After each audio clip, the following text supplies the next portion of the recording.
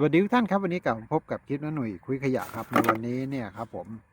ขวดพลาสติกครับผมจะนำขวดพลาสติกนะครับมาใช้ประโยชน์อีกครั้งครับดีกว่าทิ้งไปนะครับผมขยะย่อยสลายยากนะครับผมจะนำกลับมาใช้กันนะครับผมโอเคครับติดตามชมกันนะครับผม